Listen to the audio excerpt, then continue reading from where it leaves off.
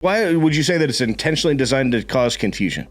No, I don't think it's intentionally designed to cause confusion. Maybe I'm not explaining this the right way. It's not that it